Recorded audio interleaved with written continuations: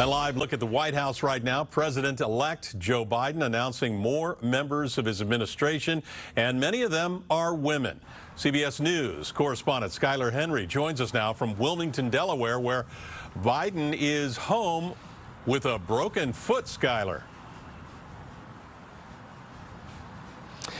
Yeah, Ken, that's right. He spent the day on the mend. He actually had that injury over the weekend while he was playing with his dog, Major. But as for his picks in terms of his economic team, it will certainly be a historic one. His pick for Treasury Secretary would be the first woman ever to lead the department. And really, this speaks to the incoming administration's efforts to try to diversify not only the cabinet, but top White House officials as well. Meanwhile, you have the president here still poking holes in the results of the election as states certify their results.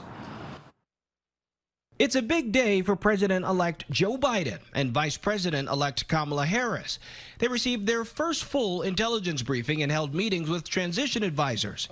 Tuesday, they'll officially announce members of their economic team, and Biden will nominate Janet Yellen for Treasury Secretary, who would be the first woman to lead the department. Cecilia Rouse will be named as chair of the Council of Economic Advisors, and Neera Tanden will serve as White House Budget Director. Mr. Biden remained home here in Wilmington, Delaware Monday. He's recovering from hairline fractures in his foot after being injured playing with his dog over the weekend. President Trump was also home at the White House with no public events on his schedule. He tweeted about his personal lawyer, Rudy Giuliani, holding a hearing detailing alleged election fraud with some Republican members of the Arizona state legislature. This signed and sealed document now constitutes the official canvass results of the November 3rd, 2020 general election. At the same time, officials in Arizona were certifying the state's election results. Election officials, including Georgia Secretary of State Brad Raffensperger, continue to maintain there was no widespread fraud. There are those who are exploiting the emotions of many Trump supporters with fantastic claims, half-truths, misinformation, and frankly, they are misleading the president as well, apparently. In his first interview since the election, President Trump told Fox News nothing will convince him he lost the election.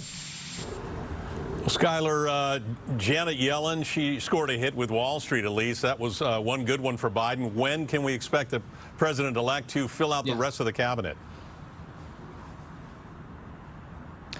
Well, Ken, what we're learning so far is that the president's team is actually looking to name a defense secretary soon. We know that those names have been whittled down at least to 3 at this point, including former Homeland Security Secretary Jeh Johnson. But one thing that you have to remember in all of this, that while some senators on both sides approve of these picks, others may not, and we won't know what will happen completely until we know who controls the Senate in early January. Ken?